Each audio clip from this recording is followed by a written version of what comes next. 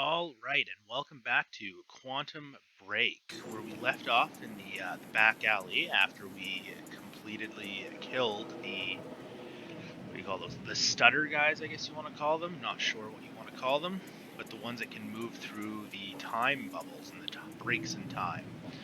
So last time we were kind of chatting. I left one chronon piece in here. I did go and find it. It was actually in an area where I was super dumb and just needed to look around a little more, so that wasn't too hard to find. But we did complete it. We've got it now, so let's kind of keep on moving through this back alley. What the hell? What is this? That already happened.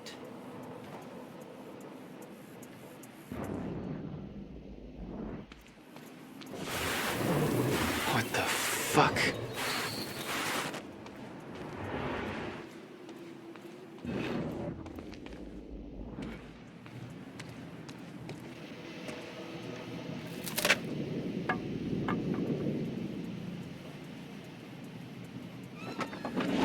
I specifically requested copper-clad niobium. Well,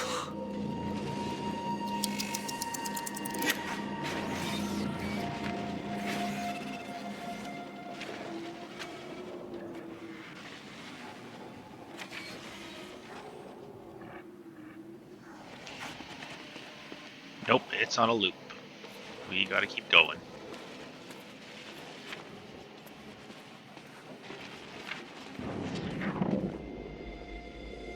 there's no words to describe it. Will was gone, but he was all around me. This entire secret life he'd never talked about, everything he tried to protect me from, it surrounded me.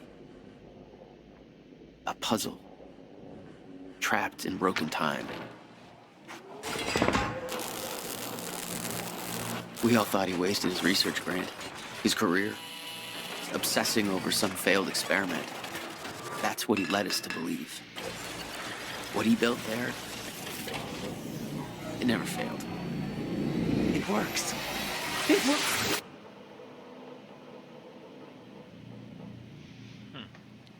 The first time machine.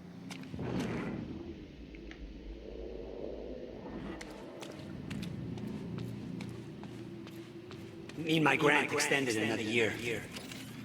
Please, don't do this. Hello.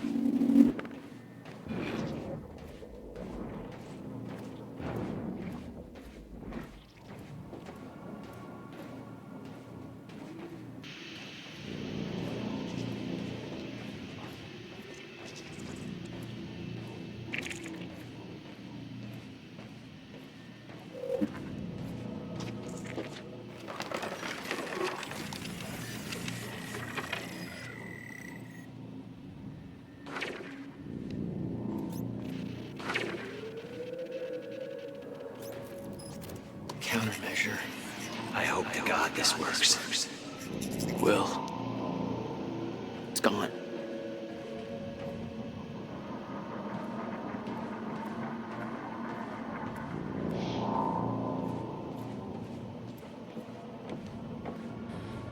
Come with me. We can survive this. You're the only other one who's seen what I've seen. I don't. Give me the device.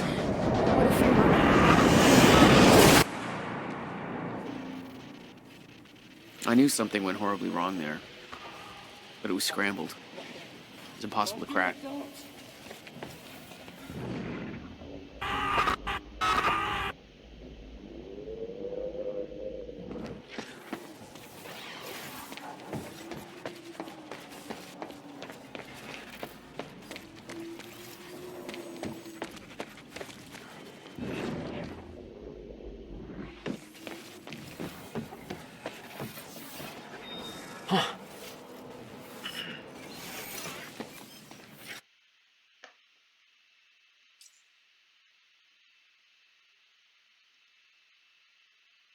We've got 2 ripples, it looks like, so far.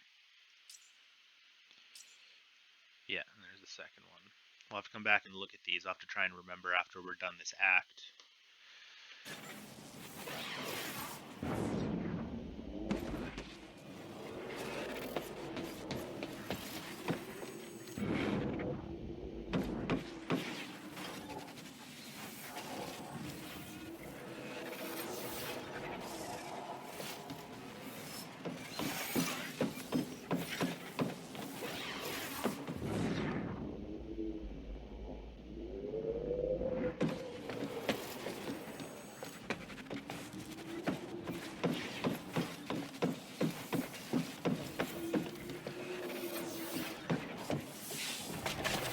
It was overwhelming. Every unanswered question I had was compounded by what I'd seen at that workshop. The events at the university were part of something much bigger. Something that had started 17 years ago.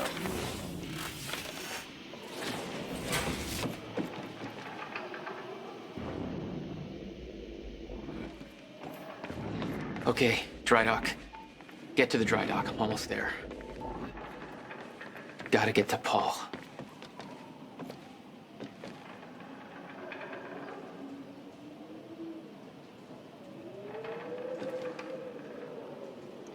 Supposed to be going down there?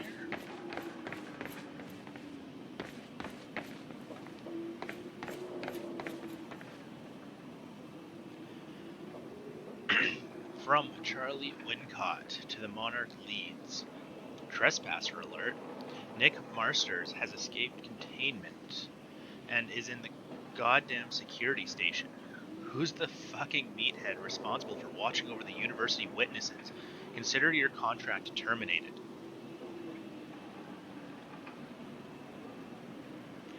How some spindly cab driver managed to get past you guys is beyond me, but he's casually checking Facebook on a high-security Monarch terminal. Yes, Facebook. That's how safe he feels right now.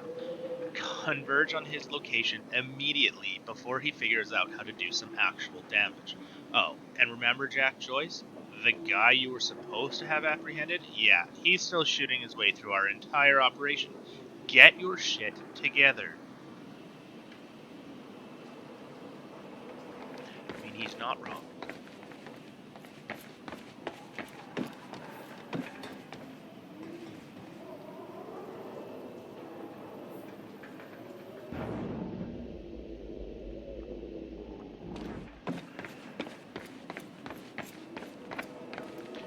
Don't know if I jump down there if I'm screwing things up. Nope, definitely not this way though.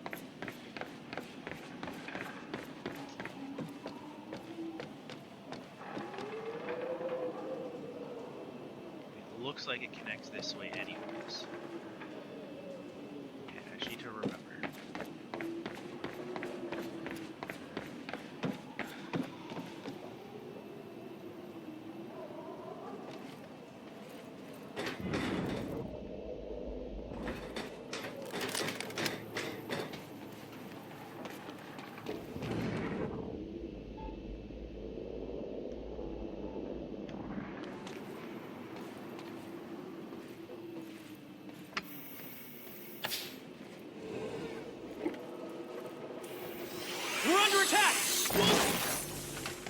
There was something wrong with Paul.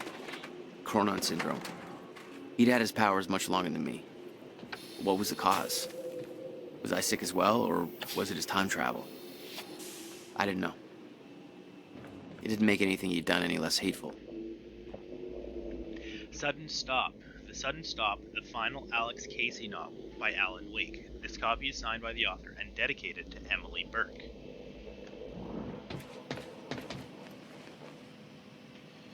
From Sophia Amaral to Fiona Miller. Okay, so from Fiona Miller. Dr. Amaral, would it be possible for me to gain access to Dr. Kim's lab in order to search for any files that might assist in our research? I am concerned about the slow progress in developing a permanent cure for Paul Serene's Chronon syndrome. The treatments are only a temporary solution. I know that Dr. Kim was close to discovering a cure at the time of his death. I know that you use this lab to administer Paul Serene's treatments, but if I could borrow your keycard during the gala tonight, perhaps I could investigate this further while everybody's occupied with other matters.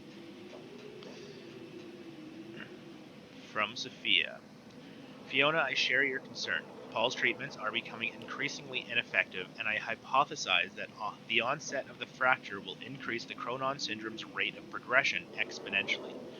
I've been trying to take a more calculated approach at finding a permanent cure for Paul's sickness, but Martin Hatch has shifted all the necessary resources into our tech division instead. I'm beginning to question his behavior. Every attempt I've made to discover a cure has been met with Martin's red tape. Just between us, I do start to wonder if Martin even wants Paul to be cured. I've looked into Martin's past. He began work for Monarch in 2001, but I couldn't find any records about his past, or any aspect of his life before then. It's almost as if he just appeared out of nowhere. He was the only one present during the accident that claimed Dr. Kim's life. I don't want to jump to conclusions, but I do wonder what his agenda truly is. Regarding your question, unfortunately, there is nothing of value in Dr. Kim's lab aside from Paul Serene's treatments and confidential files that would be of no use to your research. We will have to find another way to develop a cure. That's interesting. So we also had the short little interlude, whatever point video of him as well conspiring against Paul. So that's interesting.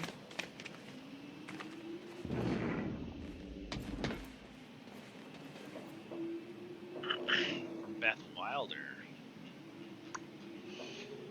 From Beth Wilder. No.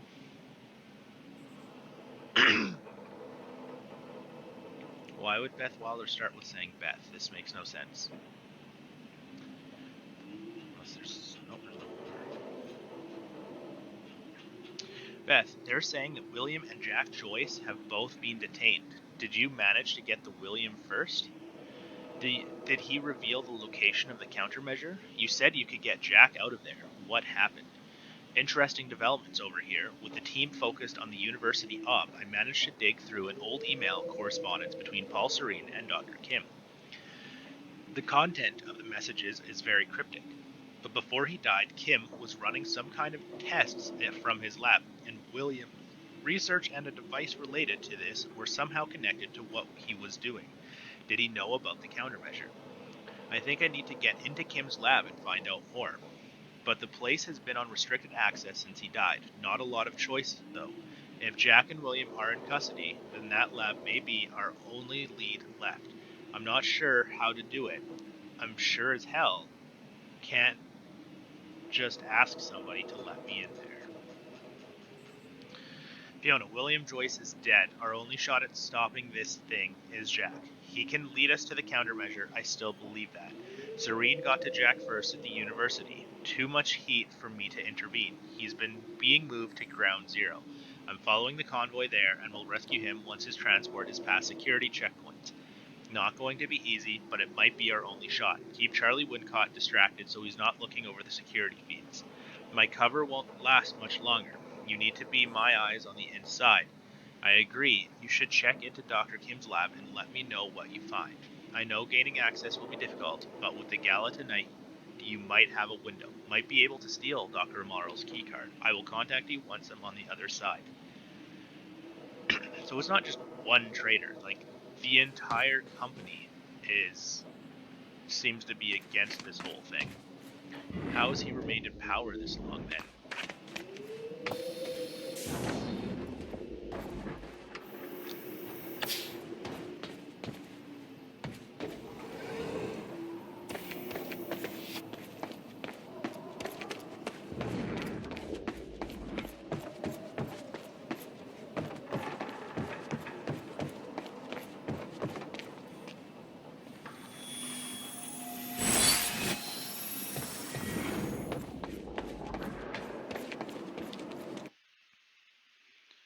2 points.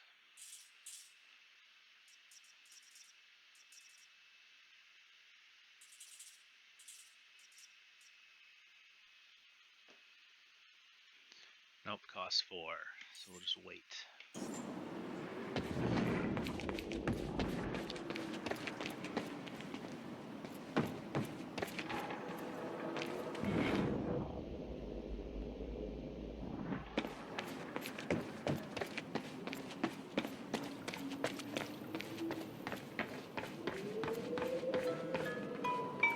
Yeah.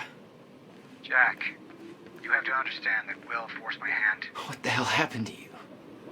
There's no use fighting. You killed him! I'll explain when the time is right. You'll meet me tonight at the Monarch Gala. Gala? Time's ending and you're having a fucking party. Because when time ends, my plan... We do this now. I'm not meeting Yes, you at... you are. I've already seen it happen. Seen what? What's this all for? Goodbye, Jack. No!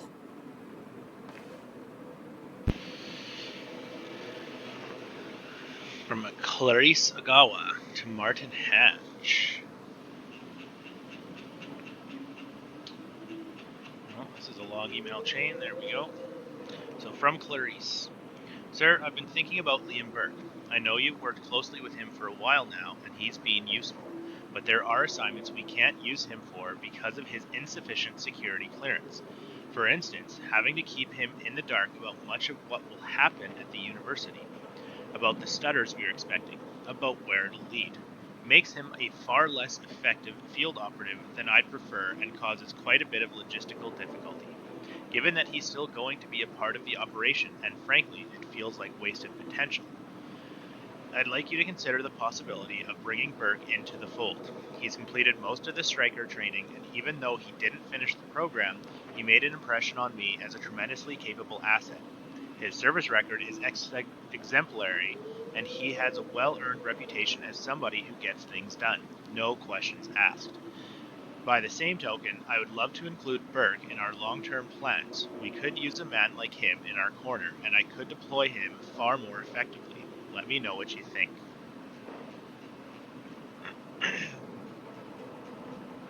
From Hatch. Clarice, I understand why you consider Mr. Burke an asset to our future plans. Unfortunately, while he is an exceptional individual, he is less suitable for the kind of duties you have in mind than may be immediately obvious. I'll explain. Yes, he's been trained as a striker, but Mr. Burke was disqualified, and for good reason. The men we have chosen to be strikers have strict physical requirements and certain moral flexibility, and the kind of killer instinct you have to be born with, cultivated to a fine degree. A ferocious knack for survival.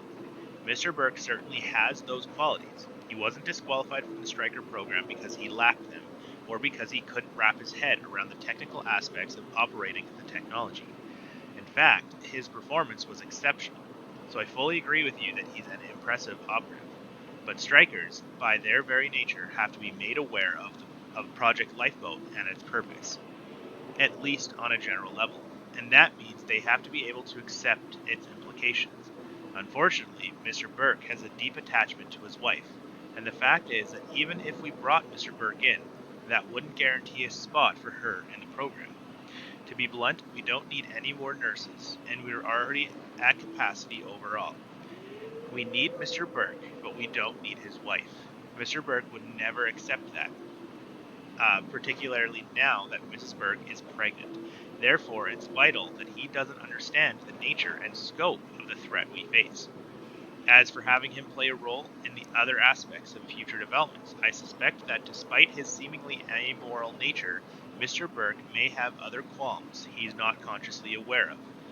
If he ever has to truly make a choice between conflicting loyalties, he may take a stand on principle and elect to act against his own best interests. That's not a chance I'm willing to take.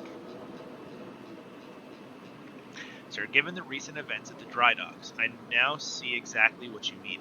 Clearly, you were right about Burke's loyalties being more fickle than they appear. Of course, we have plenty of unanswered questions about how it came to this. To begin with, I don't see why Burke would be involved with Joyce. There's no way he did it out of some kind of altruistic urge. There has to be more to it. We know Burke didn't divert Joyce's transport, since whereabouts at the time are accounted for, so there has to be someone else involved too. I'm looking into it.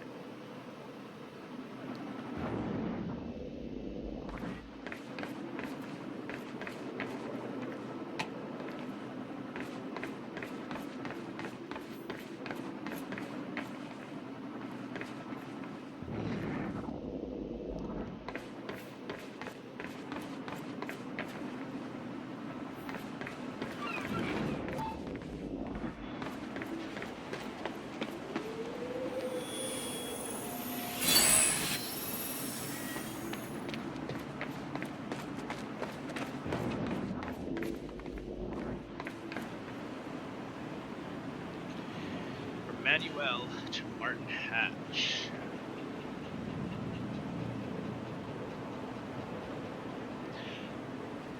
Martin, first of all, I have to again register my objection. What you are having me do under the guise of a psych evaluation is a blatant violation of Liam Burke's doctor-patient confidentiality, and the only reason I'm doing this is because you leave me no other choice.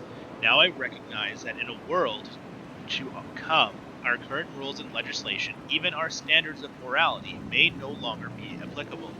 But we aren't there yet. You and Mr. Serene are placing the long-term mental well-being of hundreds of individuals in my hands. And I'm telling you right now, they don't trust not only me, but the system that put all of us in our particular positions. There's no way we can recover from it. On to Burke. It is my considered professional opinion that the man is a bit of a powder keg. For all his calm exterior, he's under tremendous pressure.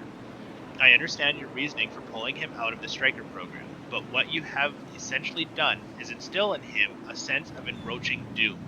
He doesn't know the specifics, obviously. He didn't make it far enough in the program to be briefed on that, but he knows that we are preparing for a future threat that is somehow related to the flow of time being interrupted.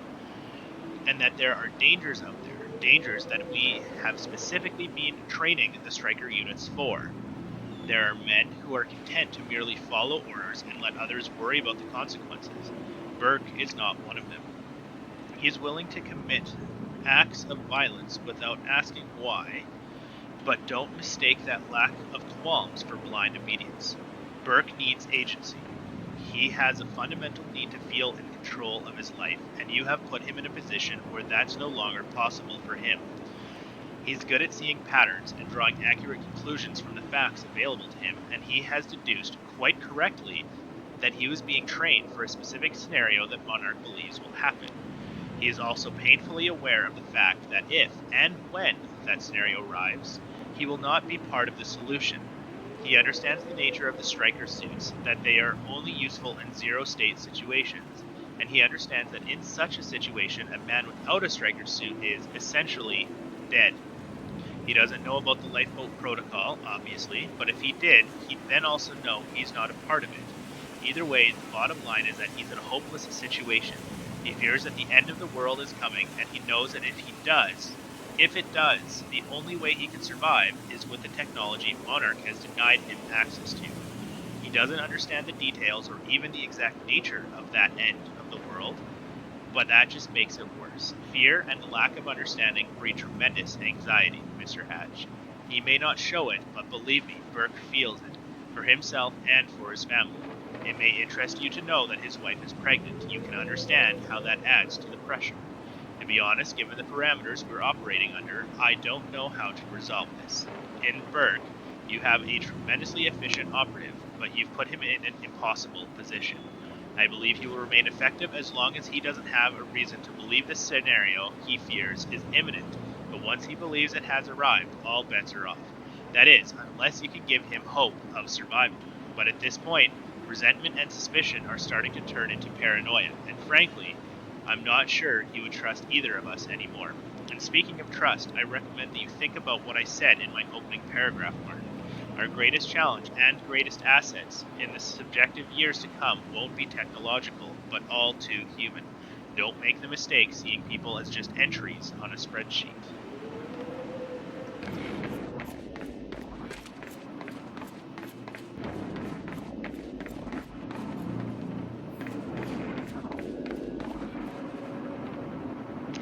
Charlie Woodcott, Ground Zero Hub. Yo, so I looked into this Nick Marsters guy. In short, he's a sad little joke. I don't even know why I'm wasting time on him. He used to be a pretty promising football player. He actually got drafted by the Rexes, which I guess you could consider an achievement if you give a shit about that sort of thing, which I don't. Not that he ever went anywhere, because he messed up his knee in a car crash on the night of getting the news, and that was it for his big career. There's no police report on this, but looking at his social media at the time, seems like he was out celebrating pretty hard, so I'm pretty sure he had no business getting behind the wheel in the first place. In an apparent attempt to prove the universe runs on irony, he now drives the cab. License and permits check out. He's got 8 unpaid parking tickets, a couple more for speeding, pretty much what you'd expect. No relatives except his father, but the old man's in the hospital, pretty much dead to the world from what I can tell. Looks like Marster's on a dozen different dating apps with very limited success. Big surprise. And he seems to be seriously into weird conspiracy theories and bullshit like that, only without the usual crazy racist frothing at the mouth. It's all pretty dumb, but surprisingly entertaining. I'll be honest, I don't think anybody'd believe anything he said, but hey, you guys deal with him however you want to. That's your business.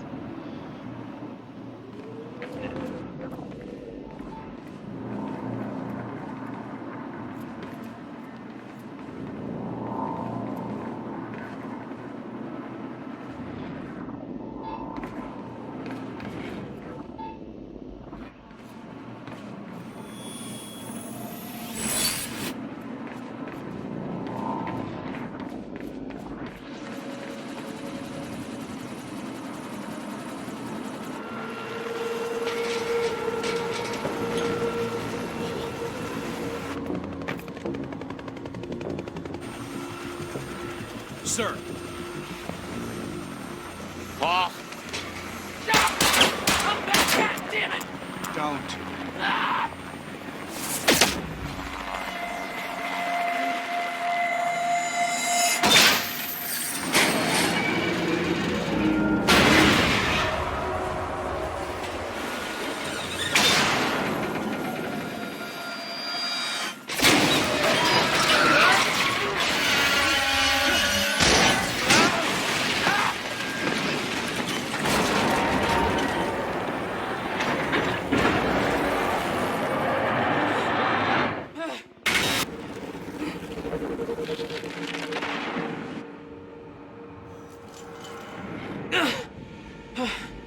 Holy shit!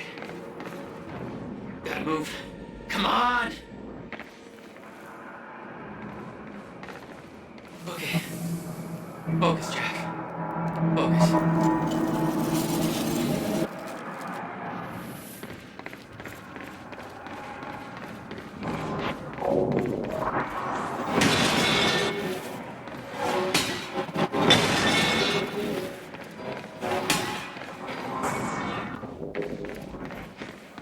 Stutters were getting bad.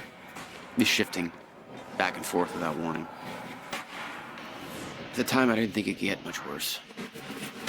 But we both know it did. That's gonna hurt.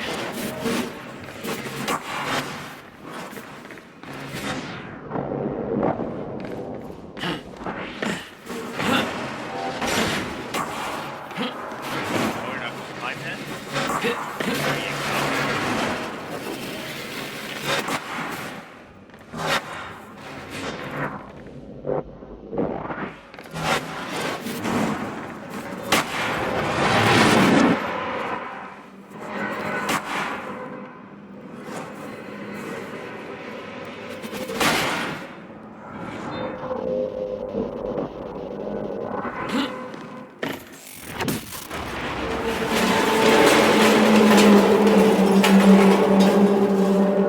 Whoa! Whoa! Whoa!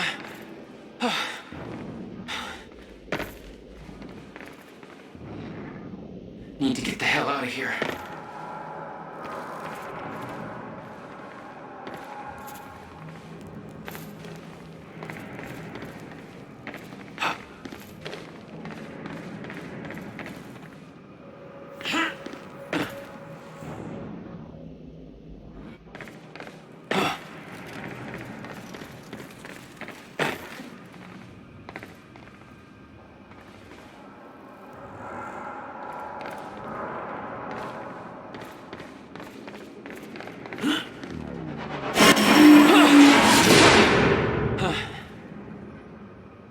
Jesus!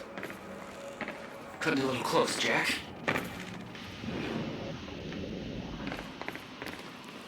It's like a goddamn maze in here.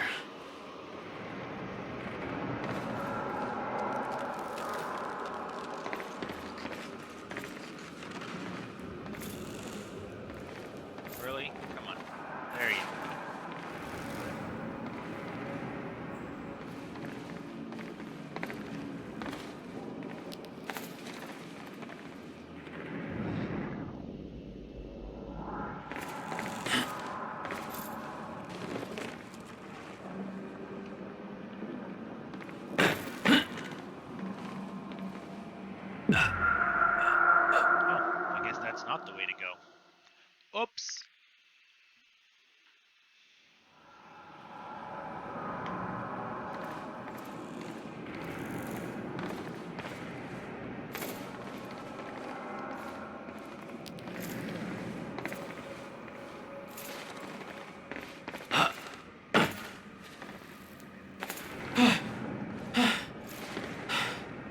Okay, keep going.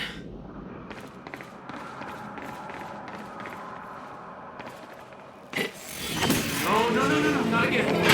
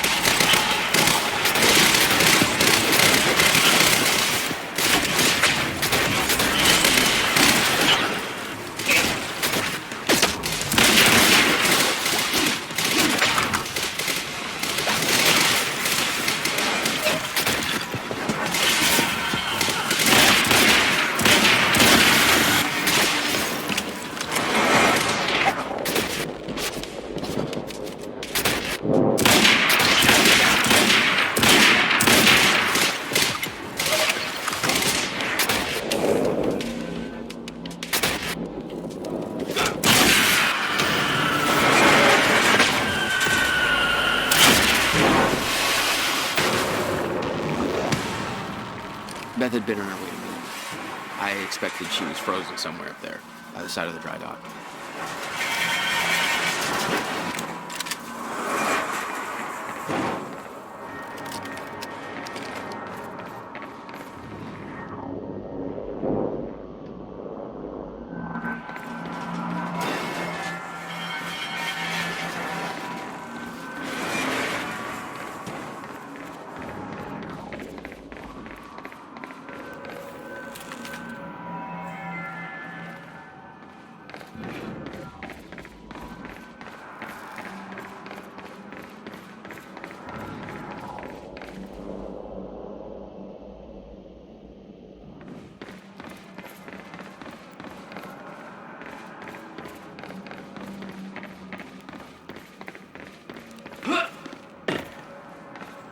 Guess we'll just use the door.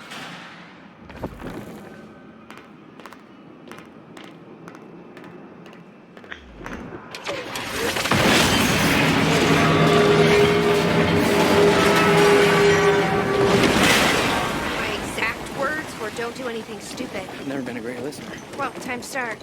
Get in. What if I don't trust you? Then shoot me. Look, I'm sorry, but I'm taking the van. That's for not listening to me back there. Ow. You want to stop time from breaking down? You need my help. And thanks, by the way, for the +1 in the back seat. Starting to feel like goddamn babysitter. She scares me, Jack. Beth, don't give no fucks. Jesus. My ride, my music. Deal with it. I love this song.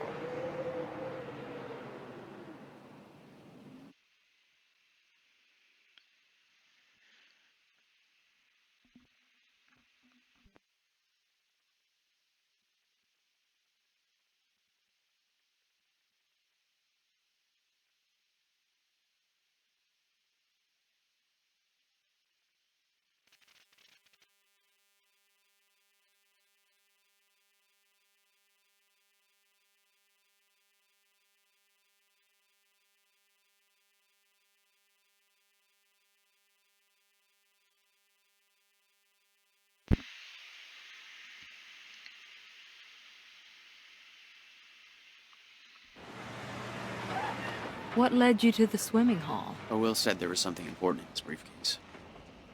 All I found was a key with Bradbury Swimming Hall on the chain. Only lead we had. I guess this is it. What was your brother doing in this shithole? Perfect place to hide something you don't want found.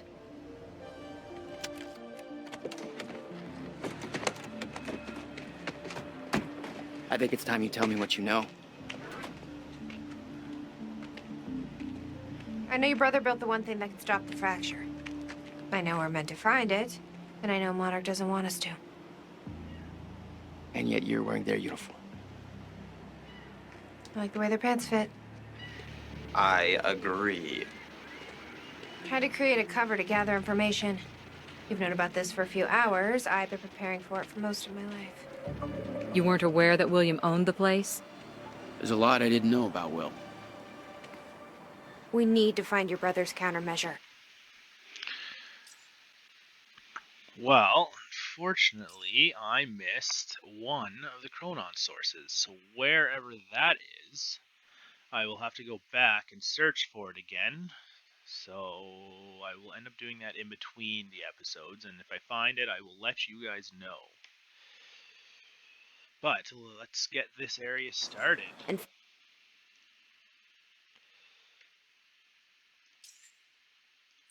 fast. Things will get worse as the fracture progresses. And Monarch will be turning Riverport over looking for you.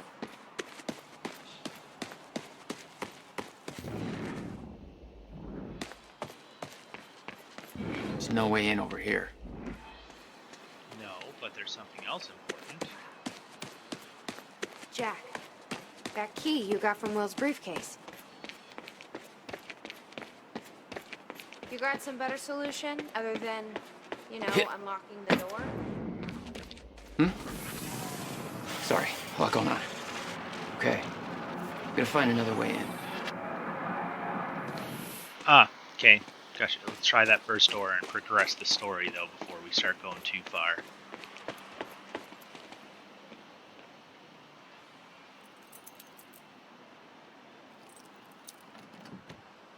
Key doesn't fit.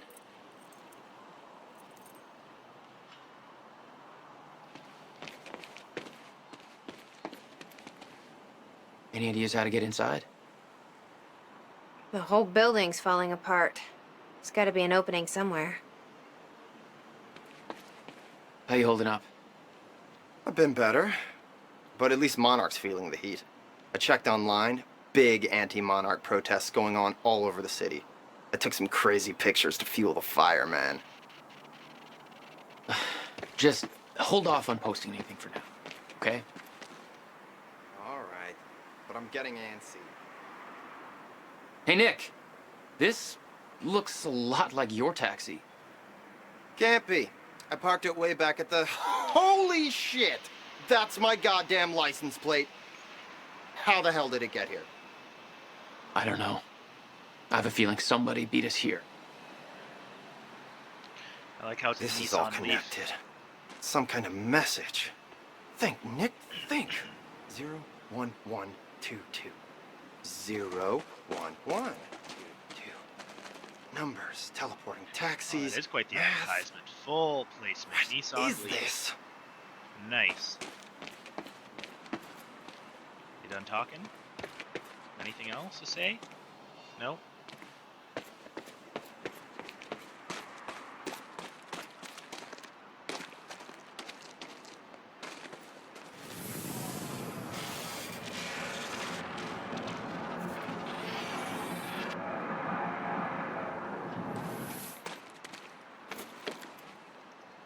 Now the question is, there's a mural. I wonder if I can inspect it before I go too far.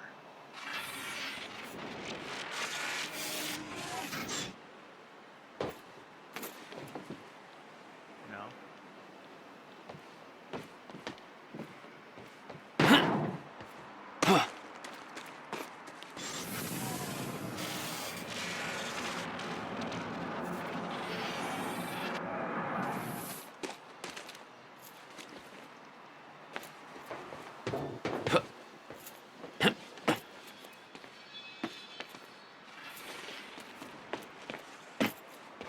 Okay, I've got it.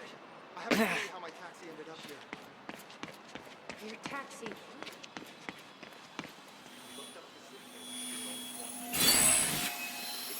Nice. I left my car at the university. It ended up here. It went south. Now you said time is like broken? What if space is broken too and everything is being pulled towards this zip code? 01122. Can we backpedal a bit? What about your cap? Okay. I'll explain later, honey. I gotta Google this. I don't feel like Beth is one to call honey in that kind of tone. Something you want to say, Nick? Work for Monarch. Have you ever heard of the zip code theory? No. Okay. What would you do Hey, if I told you think I found a way in. plans may be centered around the numbers 01122? I would go on living my life, probably with slightly less respect for you. I love how savage she is. 2010, 1999. Both years show up in Monarch files. Minus 1999 from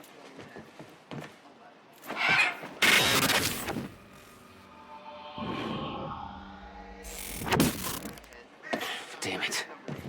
These stutters aren't going away. Remind me why I saved you? Whatever. I posted the theory on the forum. Already got 13 likes.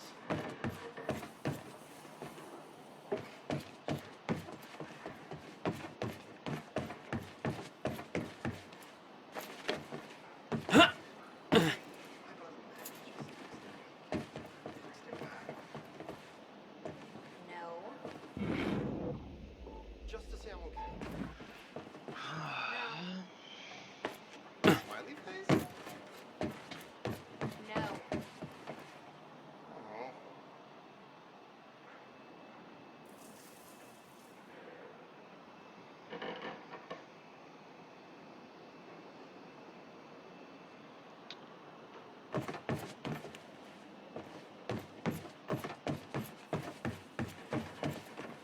It's right there. Now, how do I get in there? Outside, it looks like.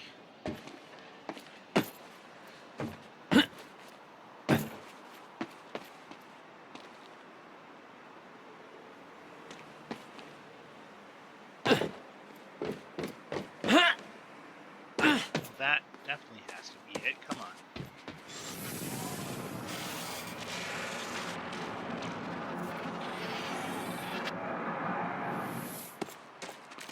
It even disappears. Now the game just needs to not be rude.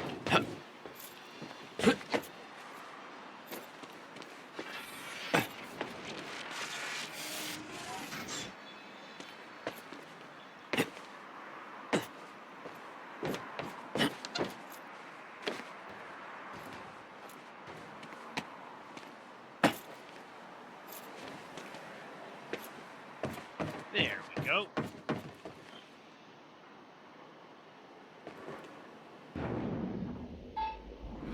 No, why can't I take it? Are we playing the stutter game? Are we kidding right now? Come on. I hope I don't have to progress too far.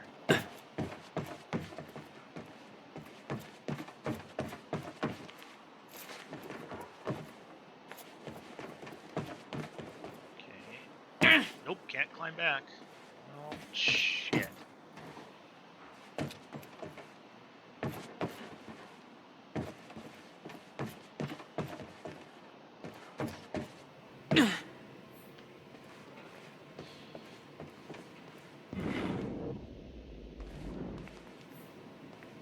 Will had used the building to hide away his personal items. We need to keep our contact limited from this point forward. I'll find you when the countermeasure's complete.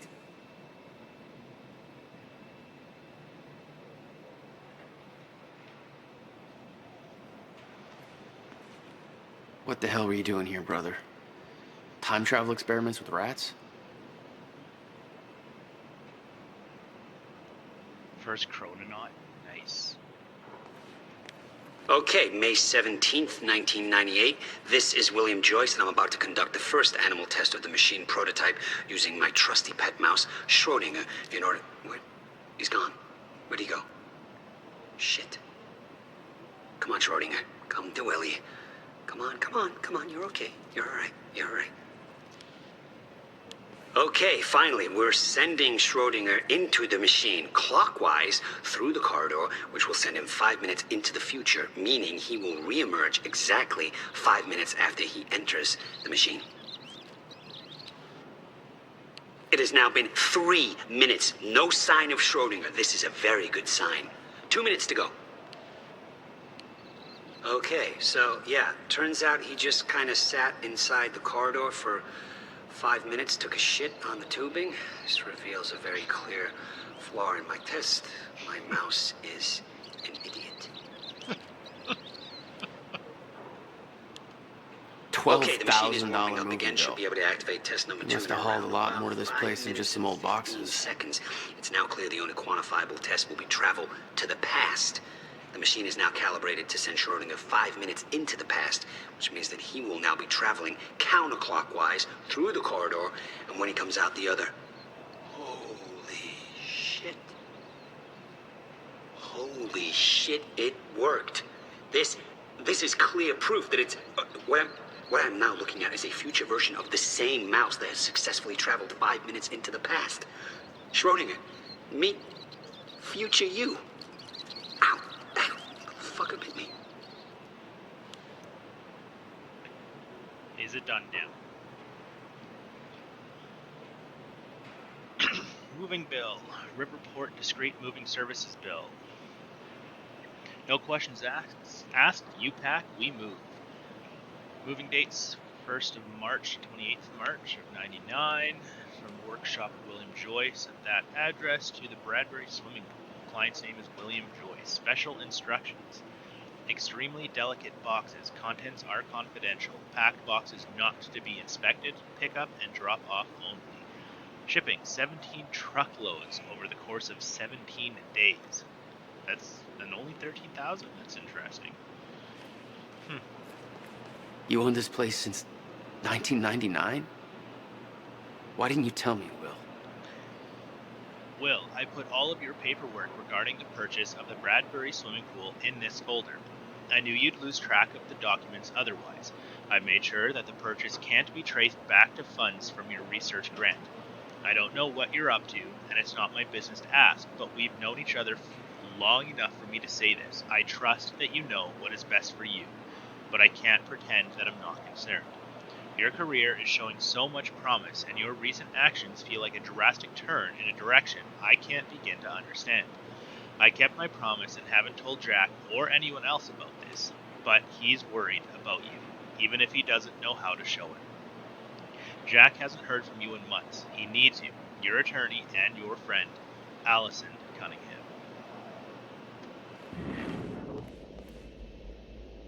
No wonder you are always coming up with crazy shit. The marijuana plants.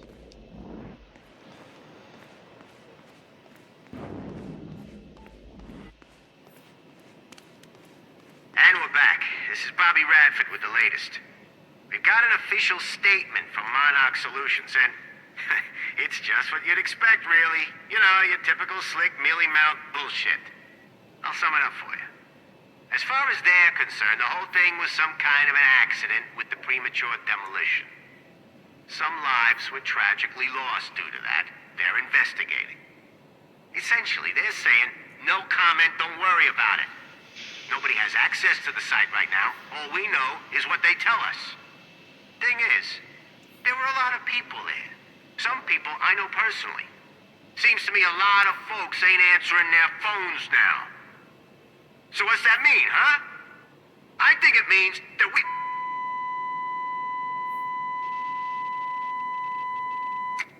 So what am I saying? Well, they got lots of lawyers, so I'm not saying anything other than this whole thing stinks to high heaven. I don't understand it, but I can smell a goddamn rat. This shouldn't be happening. This is Riverport, USA, damn it, not some third world hellhole where nobody gives a crap. Somebody's gonna have to take responsibility here. Who's it gonna be, huh?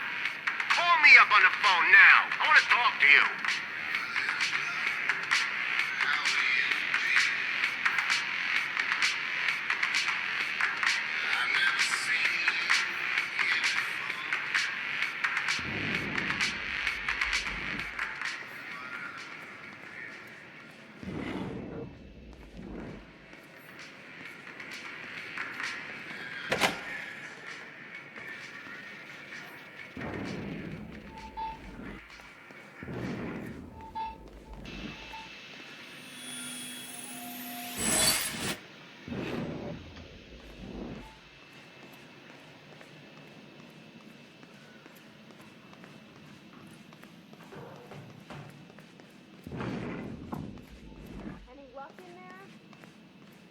Working on it.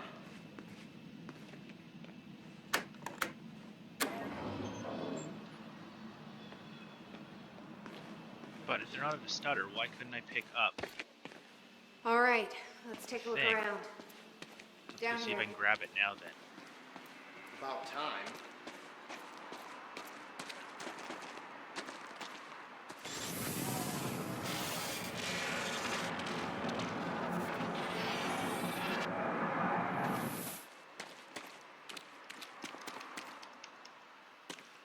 Seriously? What is going on? Now I can't jump?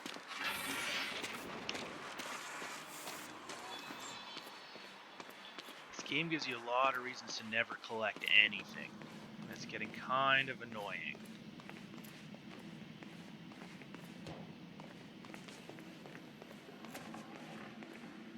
This note. It's directed at me. July 4th, 2010. Beth Wilder, I'm addressing this video to you. You told me to stay away from my workshop, but I couldn't just leave it there. I went back to get it, and the entire place is a disaster zone. The countermeasure, gone. Taken. Shit. What the... The safe, empty.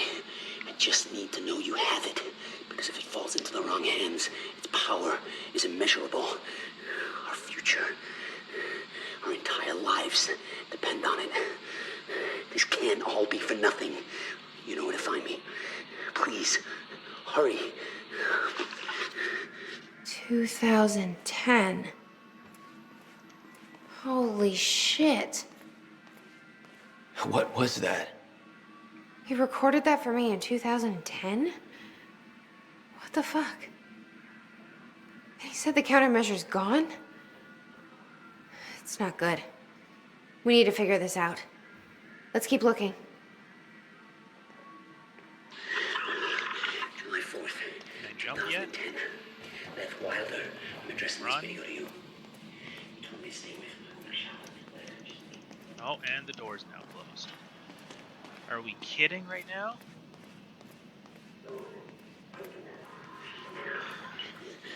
Safe, empty.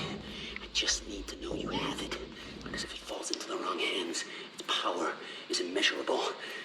Our future, Help me push this out of the way. our entire lives depend on it. This can't all be for nothing. You know where to find me. Please, hurry. I need help moving this.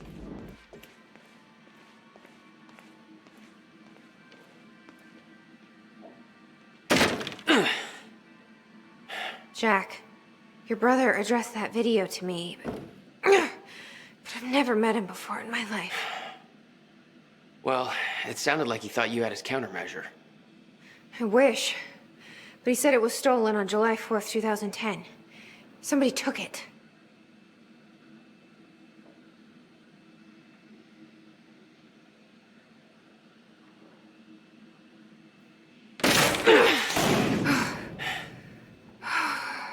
But I'm hoping this place will help us figure out who.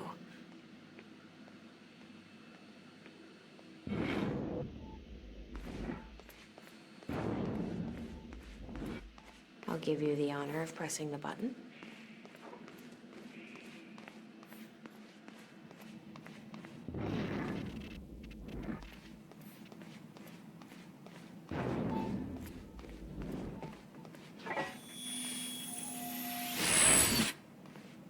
What do we got here?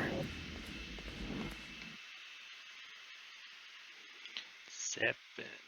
Actually, since we're there, I might as well do this one.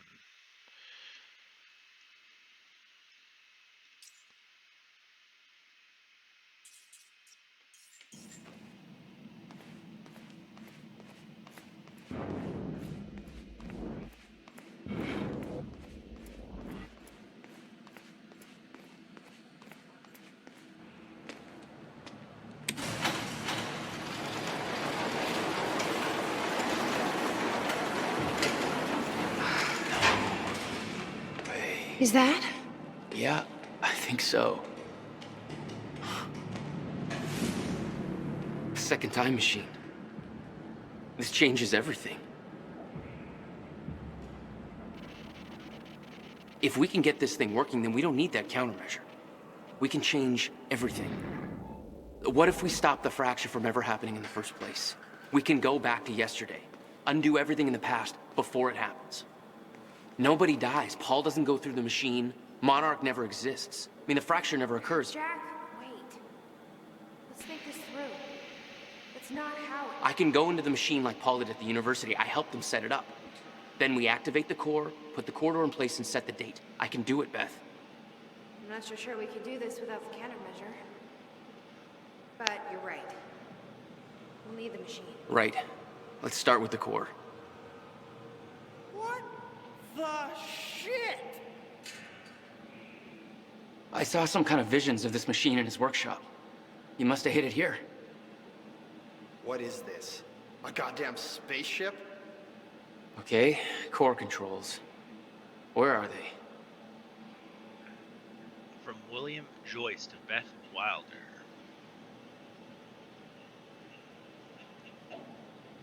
Seems to be a one-way email. Everything's from William. William from William.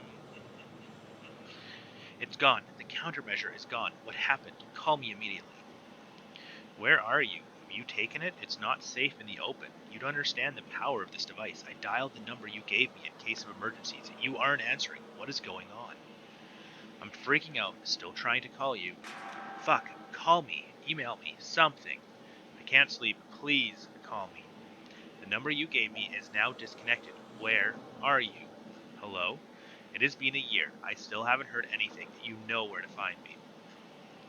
I've given up hope that you are still listening. I'm not sure why I'm writing this, maybe to get some closure. You changed the course of my life when you entered it. I spent over a decade devoted to your cause. I sacrificed every relationship I had, pushed away everyone I loved, all in the name of a lie. There is no threat coming. There never was. I have to force myself to believe this. It's the only way to move on. It's the only way to pick up the pieces and start over. This is goodbye. I've seen it. The cause of the fracture exists. It's here. Are you still out there?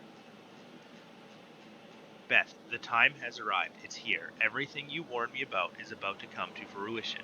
Please give me a sign that you're still out there. Put my mind at ease. Tell me you have the countermeasure. I'm losing my mind over here. I spent years trying to convince myself that you were wrong all this time and that I built a countermeasure for nothing. I tried to move on, pick up the pieces, and now I've seen the proof. Paul Serene brought me in to advise on an experiment at the university. They've built it. They've built another time machine, almost an exact replica of my own design, but with key flaws in the calculations. Just like you said, if they activate this machine, then the fracture will occur. None of these consoles even look like they're from the 21st century. Guy sure as hell know how to make his life more complicated. How is this possible? How have they followed my designs so closely? Somebody's been watching me all this time, haven't they? Somebody is orchestrating this, all of it. I'm being followed. At first I thought it was paranoia, but it's true. You need to stop talking and interrupting me. A man has been watching my every move, secretly took his photo, ran a search, his name. I secretly took a photo, ran a search. His name is Liam Burke. He works for a security division of Monarch Solutions. I first noticed it weeks ago, but this could have been going on for years. What does he mean? What does he want? What does he know? How is he connected to this? I need answers. I don't know who I can trust anymore. I don't know who else is involved, what they want, why. I need to hear from you. I need to know that I'm not alone in all of this. If what you once told me is true, then the onset of the fracture may be inevitable, but I can't simply stand by and allow it to happen. Not until I know the countermeasure is safe. The schematics for the countermeasure spanned 11 years, 1999 to 2010. In itself, that wasn't strange. But the guy built a working time machine in 2.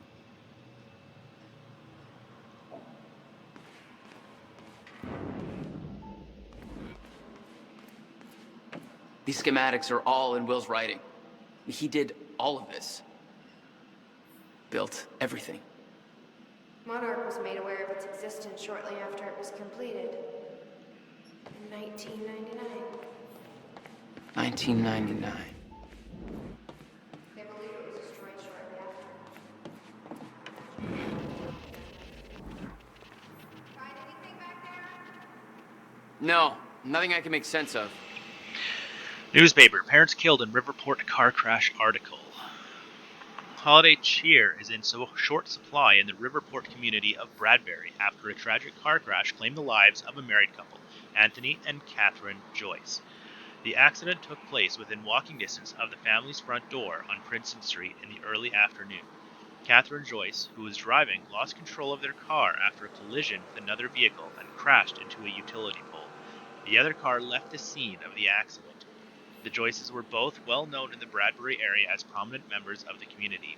Last year, they were recognized by the mayor for their charity efforts, particularly the Riverport Multiple Sclerosis Walk they have organized every year since 1993. The couple left behind 2 children, the promising young physicist Dr. William Joyce and Jack Joyce, still underage. A candlelight vigil will be held for Anthony and Catherine on Sunday to unite the grieving family, friends, and community during this tragic time.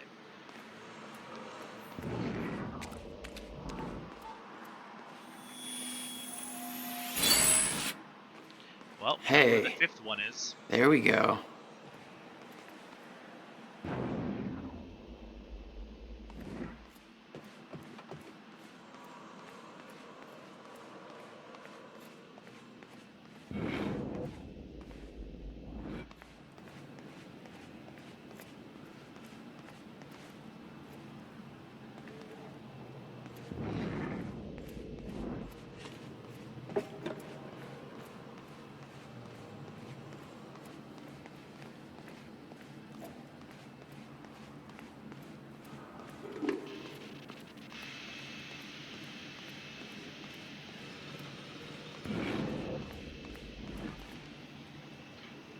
Civilian's Guide to Time Travel by William Joyce.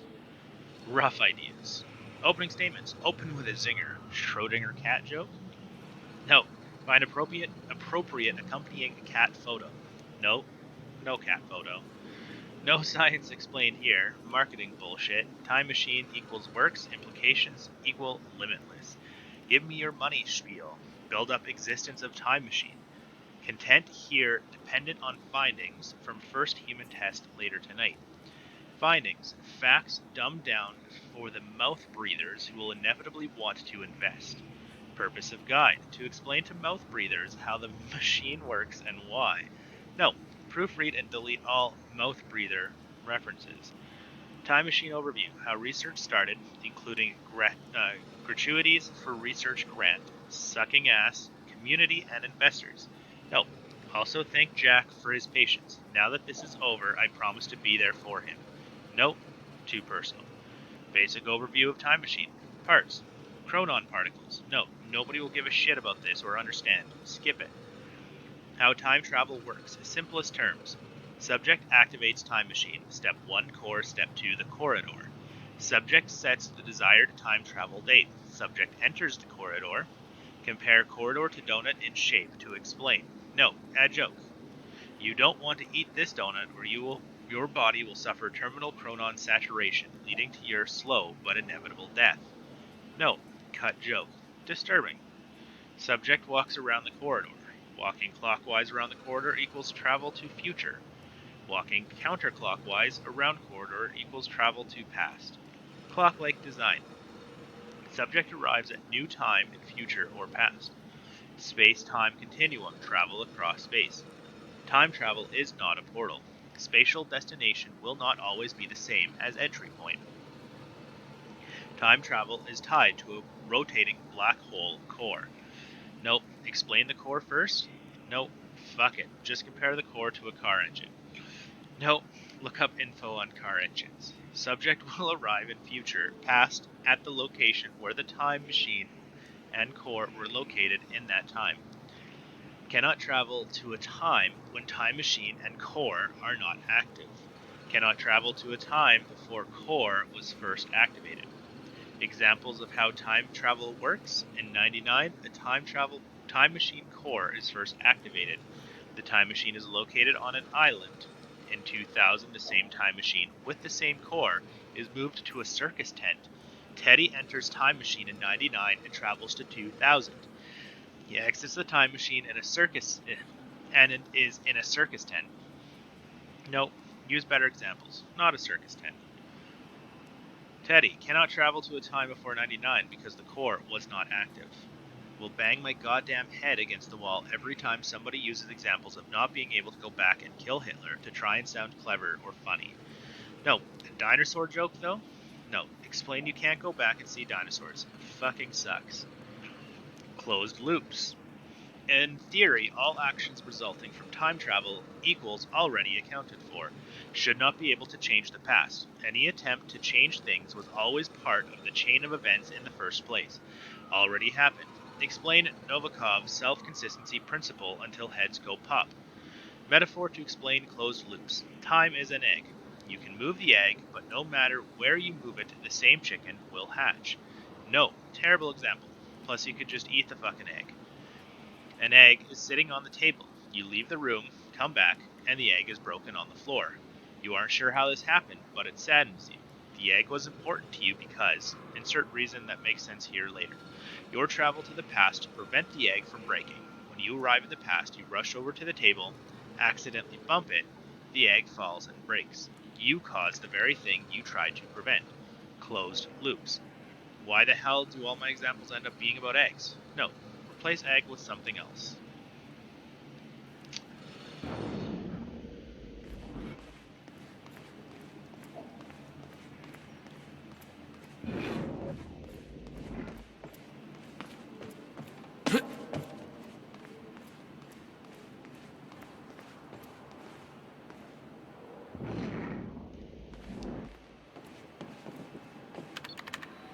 It says the time machine core needs to be reset. Great. What the hell's it look like? A round thing in the middle, I think.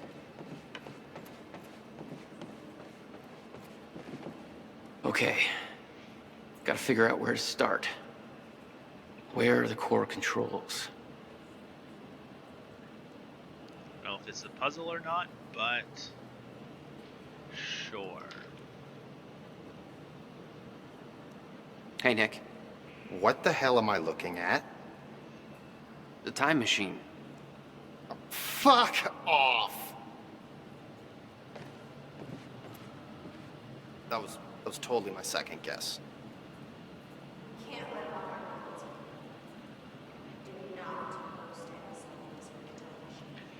Physicist on the Yeah, rise. I'm not an idiot. June 4th, 97. I mean, of course I'm gonna take selfies with the time machine. It's a goddamn time machine. But I won't post anything. Dr. Joyce and Dr. Meyer became household Right. names. I'm on it. Will received a massive research grant in 1997. He'd successfully built the time machine by 1999. But the results scared him. He never told a soul. Dr. Joyce and Dr. Meyer became household names earlier this year when the paper on the proposed existence of a chronon field became one of the most hotly debated theories in the quantum physics community since the Higgs boson. William Joyce, born and raised in Riverport, wasn't satisfied with simply being a part of the discussion and decided to actively search for proof. His proposed research project led him obtaining the highly prestigious Harold Steinberg Fund with an estimated value of $150,000. Dr. William Joyce is officially the youngest recipient of the Harold Steinberg Research Grant to date. While the specifics of his research proposal remains confidential, it is likely that Joyce aims to demonstrate clear proof of the so-called Meyer-Joyce field, as well as potential applications for the manipulation of this field. A research timeline has been established with milestones that point to the early 99 as the period when his research was ready for public unveiling. We will continue to follow William Joyce's story as part of the Riverport Rising series.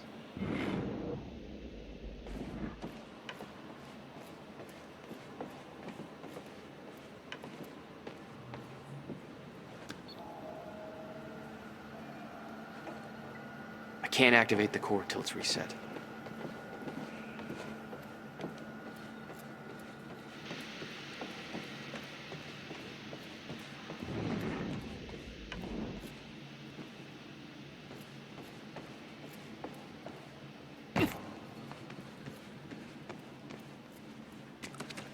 You said Will built a countermeasure. What makes you so sure this isn't it? The time machine? He said the countermeasure was stolen. But the machine is still here.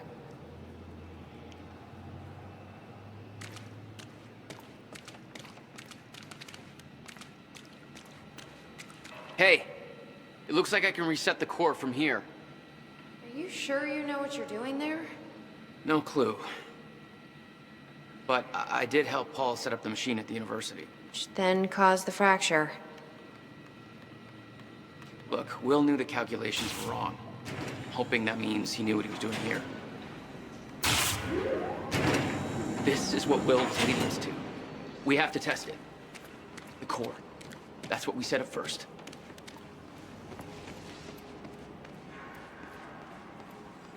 This could actually be the key to finding the countermeasure.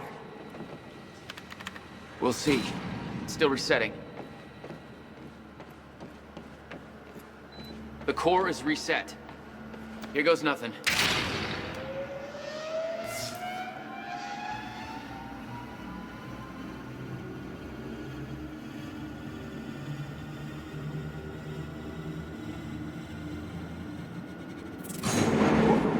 What was that? It's fine. It's fine. It worked. It actually worked. Okay, we activate the corridor next. Woo! Jesus, look at that thing go! I can't insert the date yet. It's a hell of a thing, huh? Jesus, look at this thing. One guy built all that? No way that's possible, man. It took me 5 months to build a shitty birdhouse. You think he had help? I'll bet not. The corridor. It's key activated. Will's key.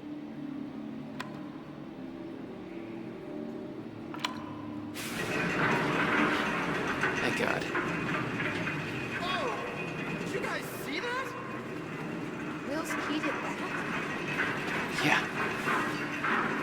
Key to a time machine, and he left it in the trunk of his goddamn car. That's my brother in a nutshell.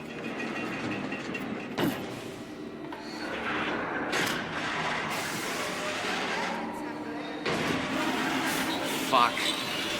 Let's just hope it still works.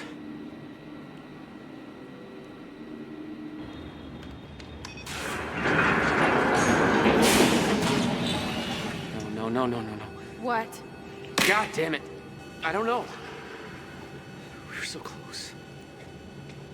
I'm gonna try it again. Yeah, like hell you are. You saw what happened. Something's wrong with the machine. We don't know that. You're not trained for this.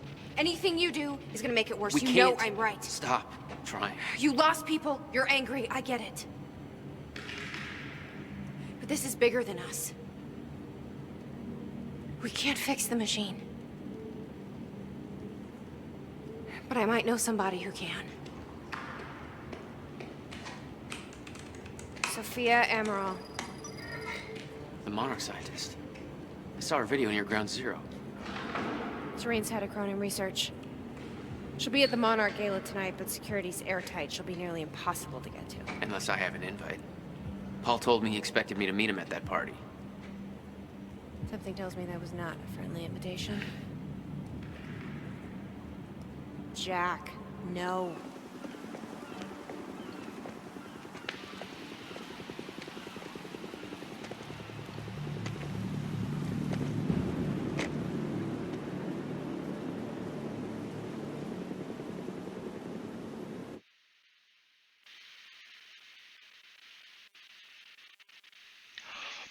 Dun dun dun.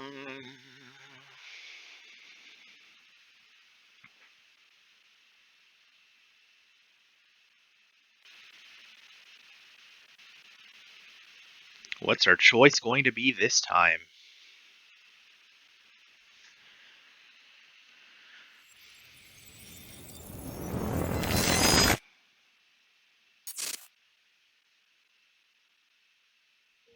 The future used to be so clear when I was reliving the past. Once I caught up to the moment I had left, that ended. All I've had to go on since then are the plan and the visions. I knew Jack would come to me. I'd seen that, but I didn't know why exactly, or how it would end. There he is. You were right. My visions of the future aren't always clear, but they don't lie. Speaking of lies, Joyce is saying he's discovered his brother's time machine. We've spent 17 years looking for it, and he finds it in less than a day? Does sound unlikely. Still, we know it's out there somewhere, and we don't know what his brother managed to tell him. If he really has located the machine, why would he come here and tell you? Smart Money says he's trying to play you. Maybe, but the machine is out there. It's in our interest to find out where. And if Jack knows, I have to talk to him.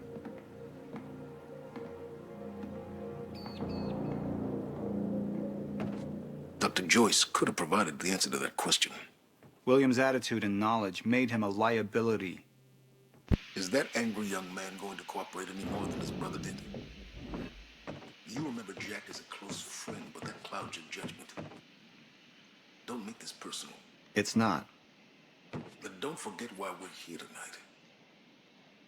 After what happened, our people need reassurance that we're in control. You're the man who could win them over. Let me handle Joyce, so you can concentrate on your speech. I know what's at stake here, Martin. Dr. Sophia Amaral had taken over our Chronon research department after Dr. Kim's accident. She was the only one who could treat the Chronon syndrome. From Erica Cross. Sophia, I realize this may not be a welcome question, but I feel like I need to ask. I knew Harry Kim very well. I went to school with him. Waiting for us down below. And I don't care. I'm the important one. I knew Henry Kim very well. I went to school with him, and he was actually my husband's best man from my first marriage. Unfortunately, when I moved down to Florida, we didn't manage to stay in touch. Let's just say that life took me in unexpected directions. It was a very welcome surprise to hear from him when he was recruiting new people, and I'm glad to say we hit it off again. We spoke on the phone a lot. He came over to meet my wife, and well, it was like old times. It could have been awkward, but it wasn't. Henry was like that. You can imagine my shock and disappointment when I heard his death just a week before my own employment at Monarch began. We didn't get to work together the way I'd hoped. We should go. Now, Monarch has been very good to me, but his death has been eating at me. I know it's something people don't want to discuss, and I understand that there are confidentiality issues. However, having recently been cleared for some of the more sensitive Chronon research, I now know that the story of his death is a fabrication, and Henry has become something entirely different. I'm not blaming anybody, but for my own peace of mind or sense of closure, I suppose, I'm wondering if, given my new security clearance, you are in a position to explain how this came to pass. I should add that I brought this up with Martin Hatch the other day, and he made it clear in no uncertain terms that I should drop the matter. Given that, I'm taking something of a chance talking to you about this, but I feel like I can't let this go. I'll understand if you aren't allowed to discuss it, but I'm more than a little scared and upset. I hope I can rely on your discretion either way. Erica, first of all, my condolences and apologies. I didn't realize you had history with Henry, and frankly, I would not have promoted you into this position had I known. If you would be more comfortable working on something else, I can make that happen. No questions asked. To be clear, I'm not talking about a demotion. I mean a comparable senior position in another department. You're correct in that it's a very sensitive topic, but given your current security clearance, I can tell you what I know. Unfortunately, I don't know much. For the past 6 months, I myself have been trying to work out what happened, but I haven't made much progress. I know Henry was working late in his lab, and there was some kind of chronon particle surge. Of course, we know that exposure to large quantities of chronon particles can result in physical changes. Paul Serene is an example of that. His first exposure resulted in his extraordinary abilities, and the second exposure caused his progressive condition. In Henry's case, that exposure transformed him into a chronon disrupted wave function subject, or a shifter. It is of course clear that Mr. Serene and Henry's conditions are essentially the same thing, even if Mr. Serene's case hasn't progressed as far. However, it's not at all clear how Henry could have been exposed to such a powerful dose of chronon particles, particularly as the lab area itself underwent none of the temporal changes we have come to associate with such an exceptional event. None of the containers on scene had remotely enough chronon particle capacity for such a high dose, and furthermore, all of them were intact and accounted for. In short, we don't know where these particles could possibly have come from. I'm not surprised that Martin Hatch was unwilling to discuss this. He was the only other person present in the lab when the accident took place, but I don't know why he was there or what happened, and he claims to have no memory of the events. Despite this, Martin somehow managed to contain Henry in the artificial zero-state field set up in the lab. I am unwilling to speculate as to how this could possibly have happened. Suffice to say that I have many questions about these events myself. Think about my offer, Erica. You're a first-rate scientist, and I would hate to lose you, but I would absolutely understand if you wanted to change departments. Please give my best to your wife. It was lovely to meet her the other week, Sophia. That joins in on our assumption that Martin Hatch also has chronon abilities, so it's kind of pointing towards there.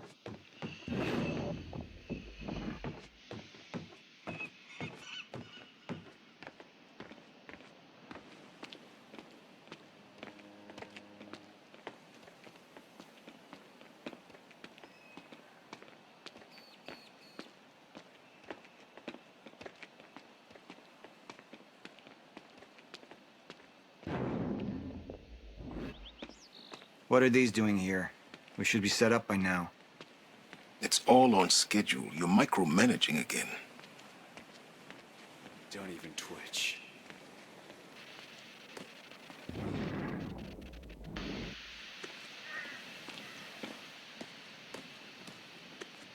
And here you are. I had to see the lifestyles of the sick and traitorous up close and personal. And it was such a nice invitation. How do you want to deal with this, Paul?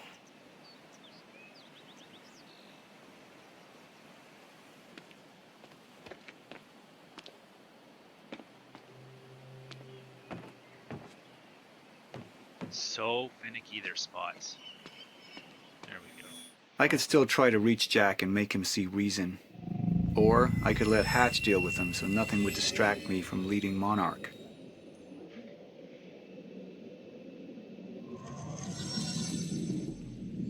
Up into the past. I tried to change things. Answer me this question, Paul. I once trusted Jack more than anybody. It was my only chance to make him understand the truth. The fuck do you mean nobody got a look at the shooter? But without me there to give the speech, my empire would start to crumble like a house of cards.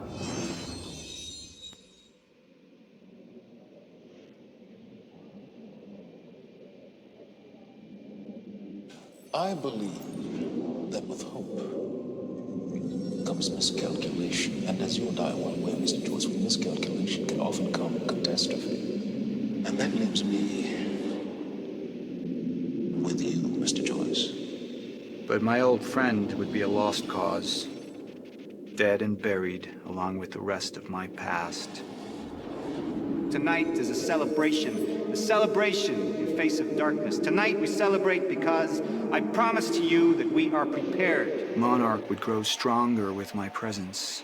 The plan would go forward as intended.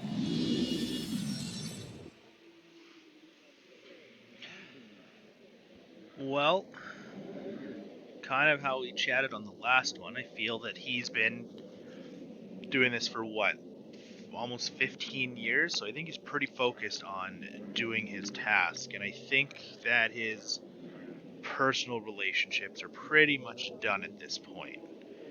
So, basing it off that kind of decision, I think I'm going to tend him more towards the business and making sure that his plan goes through, because that's all he is focused on. So let's go with business.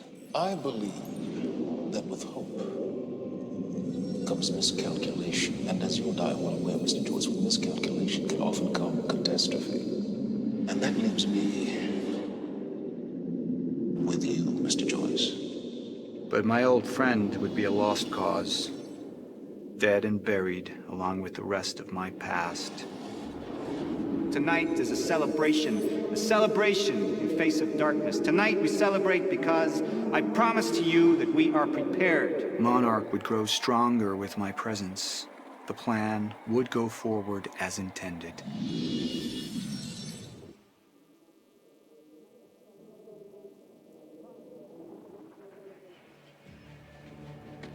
We didn't come this far to get derailed now. You talk to him, find out what he knows. Then get rid of him. You're all heart, Moneybags. I know you want to make this all about you and me, Jack.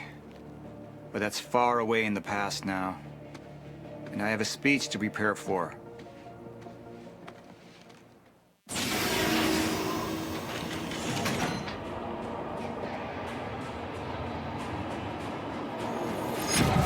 I've seen where this leads. I've been to the end of time, and I've escaped it, all the way to 1999, when it all started. I've tried to change things, but by trying, I only made them happen in the first place.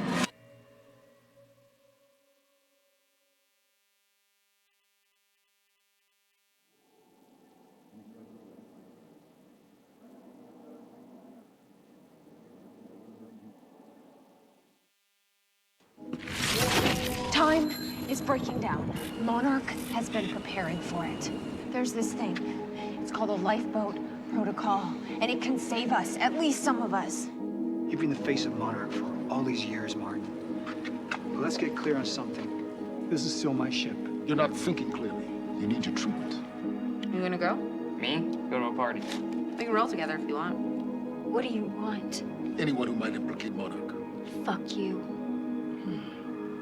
Wait! We just lost communication with Jet Joyce's transpo. Find him. Step away! Right now! Liam, this isn't what it looks like. No. No! He's gone. We need all points converged on Liam Burke. He's armed and dangerous.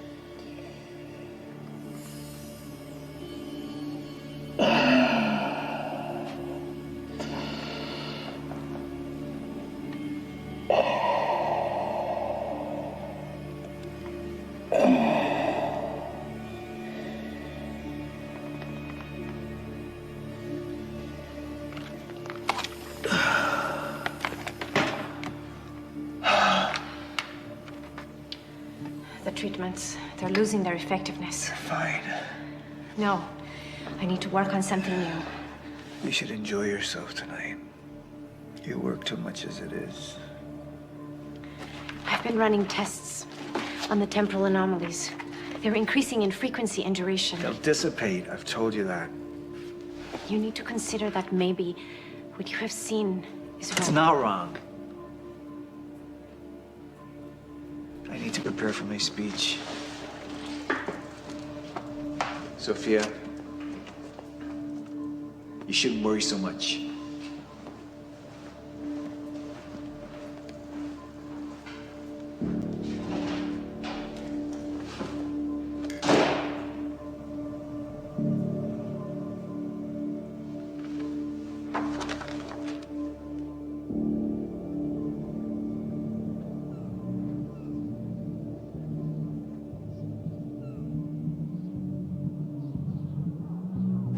You haven't touched.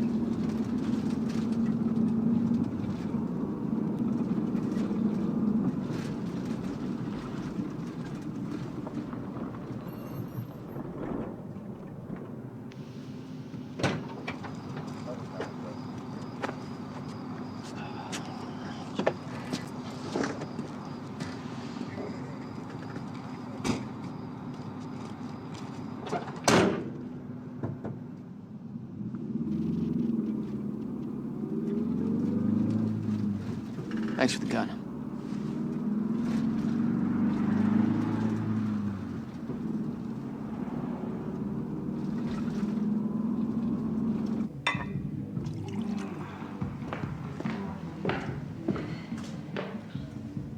Dr. Emerald?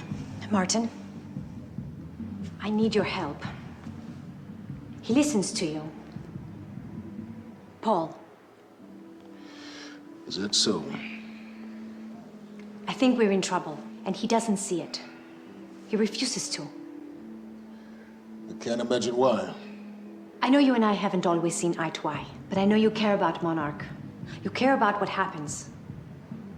And if we are reaching zero state, something has to be done. And what is it we could do? You know what we could do. Truth is, Sophia, it's not really a matter of whether or not Paul will listen to me. It's that I won't listen to you. I find your approach to matters rather counterproductive. Filling Paul's head with your constant alarmism, distracting him with petty doomsday scenarios. I mean, if I'm being honest, I rue that day he gave you a modicum of function in this company. Because you said, I care about Monarch. What is it that you're so threatened by, Martin?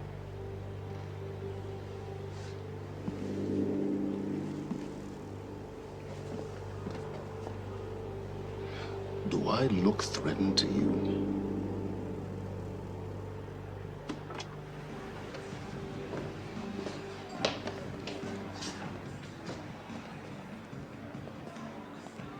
What's going on?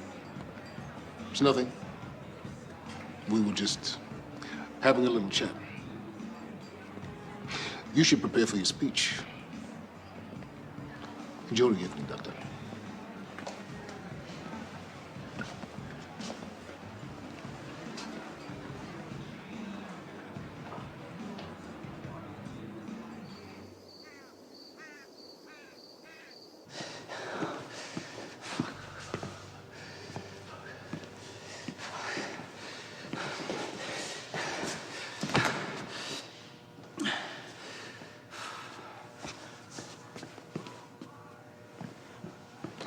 Hey, you're Crocker, right?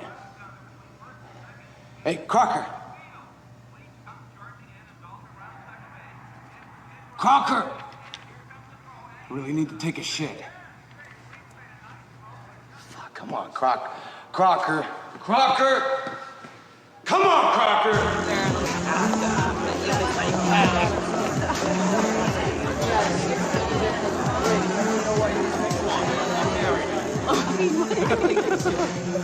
Oh my god. Over there. Where?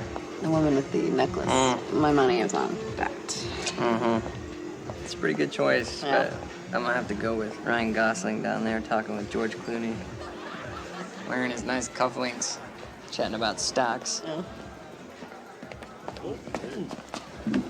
Richard, where the hell have you been? Didn't have my invitation. Oh my god, you're always losing things. I'm not losing anything. Drama. Yeah. Wow. She's going for it. No. Bam! Told ya. Oh. Why am I losing You owe me so a sword. bad? I don't think I can drink Drink. anymore. I don't think I No, can. rules are rules. Rules are rules. Rules are fucking rules. You owe me another sword. All right. Okay. Okay. I'm doing it. Oh, I actually hate olives. You can do it, my man. Thanks for do the it. encouragement.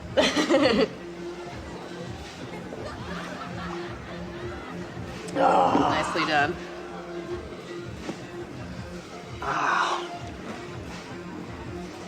Thank you.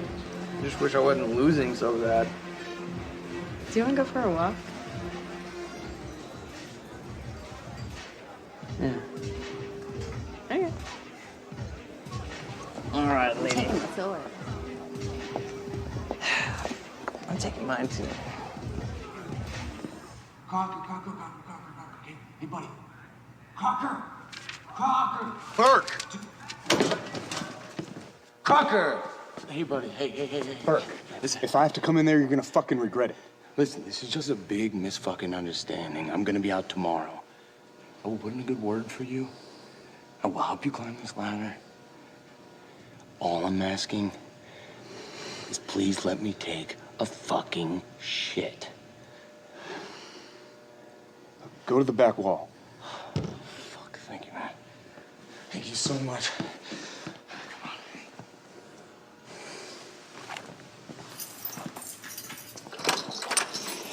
Oh, man. Thank you. Shut up. Back up slowly. Yeah.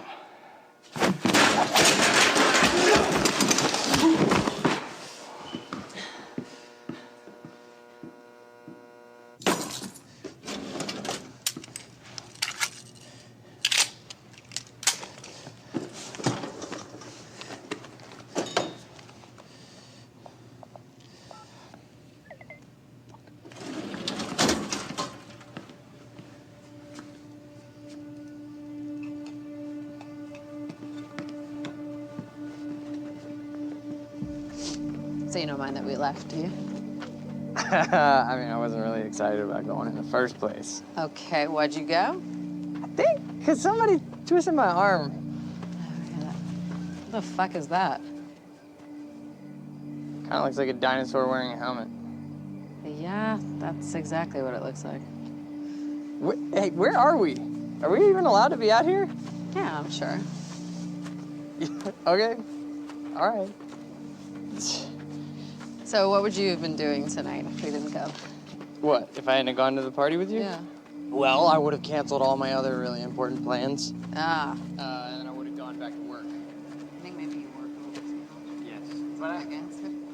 Well, no, I mean, it doesn't feel like work. You know, I like being wired in. Yeah. Makes me feel connected. You work all the time. In fact, you're there most of the time I'm there. So, don't you think you work too much? Maybe. I don't know. Yeah, no. I guess, yeah. I love work. Hold me right there! Shit! You little fuck! Hey, all you had to do was let me in that perimeter lab. You turned on Monarch. What was I supposed to do? You have no idea what's going on, do you? I need to get in that lab. There's something in there that I need. The lifeboat protocol. You work with Beth Wilder. I've seen you before. You know her? Which is the reason I'm here.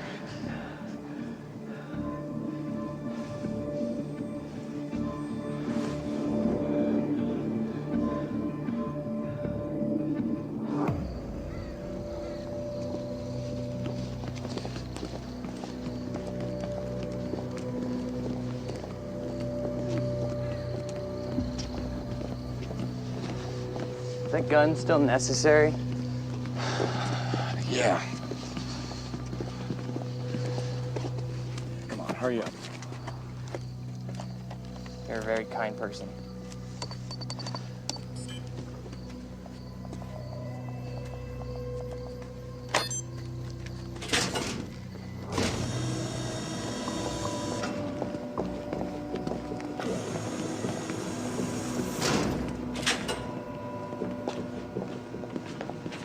It's right up here.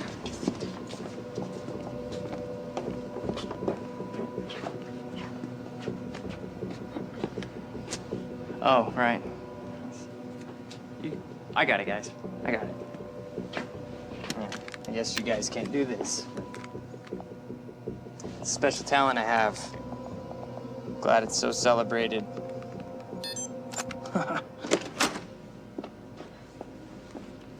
You're welcome.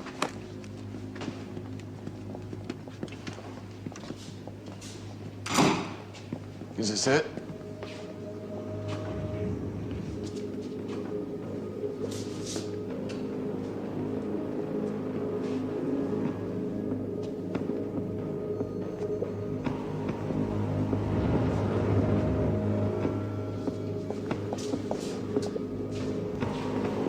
What is that?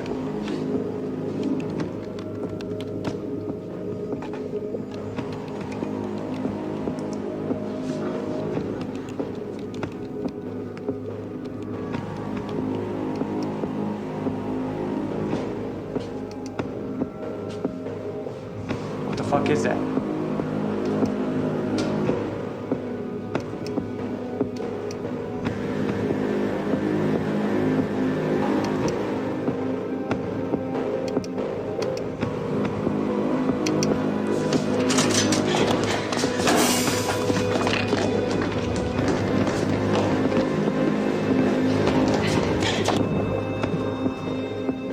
Grown undisrupted life form.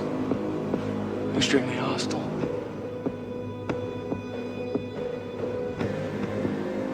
Only ever heard of him. Life form. It's Dr. Kim.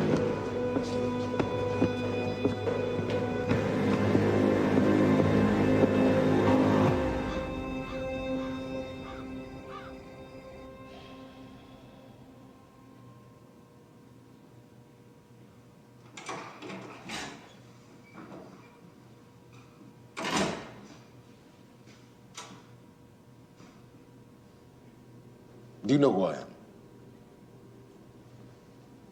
Martin Hatch, Paul's other half. What the hell's that supposed to mean? I see the Monarch's well-being. Oftentimes, the matters Paul may find were arbitrary. So you're his assistant? A little more complex than that. It doesn't sound like it. Now, I can sit here and offer you my condolences for your brother, and, well, you can tell me to fuck off. I could tell you Paul doesn't want you to suffer the same fate, and you could tell me to fuck off. Or I could point out that there's a difference between Paul and myself. You see, Paul, he still has such hope for the world, whereas I lean towards a more realistic approach. Trouble is, I believe that with hope comes miscalculation, and as you and I are well aware, Mr. Joyce, with miscalculation can often come catastrophe.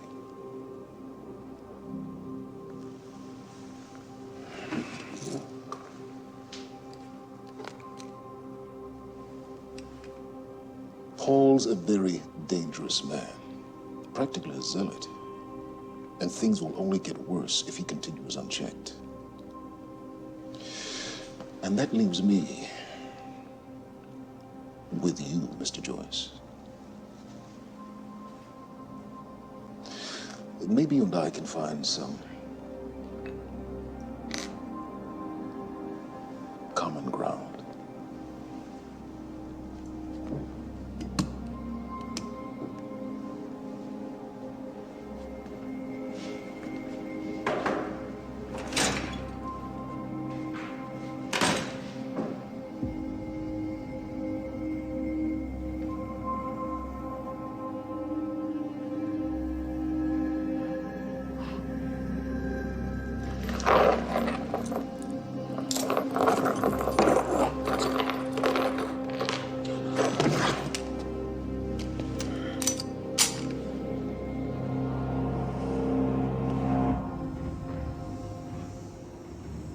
Who was he? He was my mentor from college and then here to Monarch. I was in a bad place and he kind of turned me around.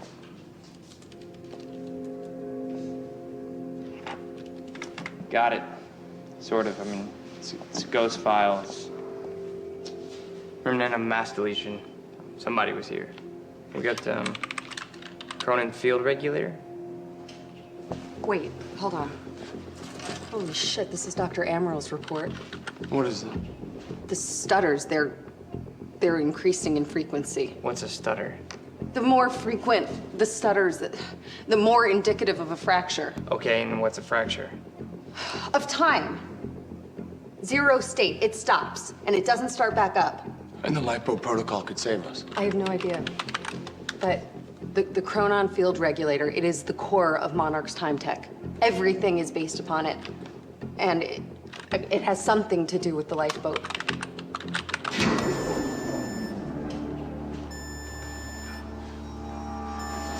We have to go. Wait.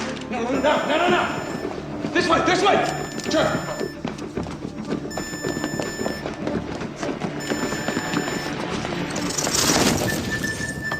No, don't.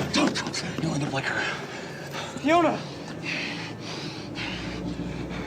The lab is stutter-proof. Stay here. Stutter, where are you going? There are Cronin harnesses up here. We need them.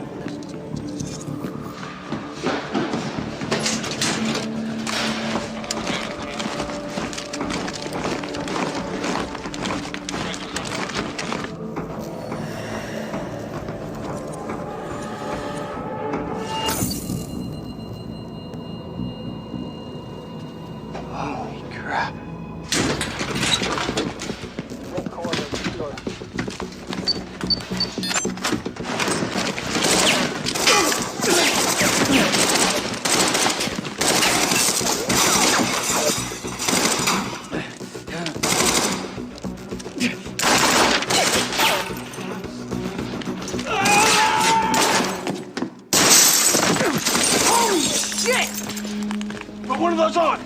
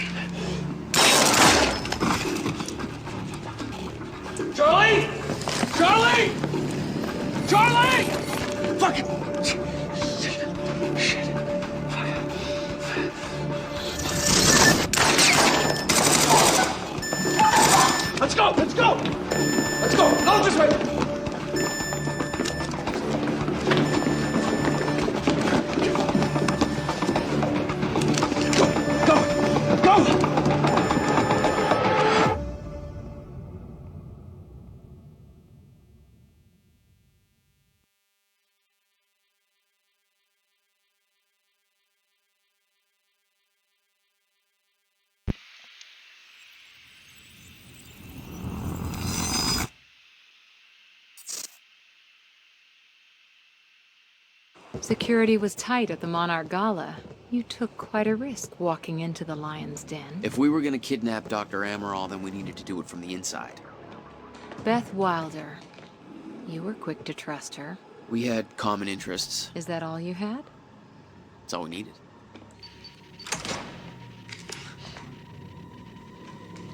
Thanks for showing up. Here, I thought this was gonna be a rescue. Yeah, there's a story here. You know a guy called Hatch? Serene's right-hand man. He was here. He gave me this big speech about how he wants to take down Paul. I hope you said no. I didn't trust him for a second. He set me loose anyways, told me to wait for an opening. I just gave you one.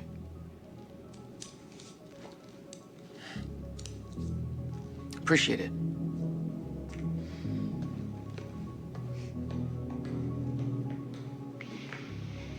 What's it look like out there? All right, well, as you can tell, we've just finished Act 2. I'm going to go back and collect those 2 Chronon pieces. We're going to call those the upgrade items. We know where the one is, and I'm going to try and find where the other one is in the other chapter, the other part, sorry. Yeah, and the story's getting very interesting. So I'm not sure who's really the bad guy here then, and who's trying to do what to stop what, but it seems that Martin Hatch is more creating the world domination sort of plot than anything, and hopefully Paul might actually still be part of the good side of this game, but a very interesting story, that is for sure. But thank you so much for watching, and yeah, hopefully you're enjoying it.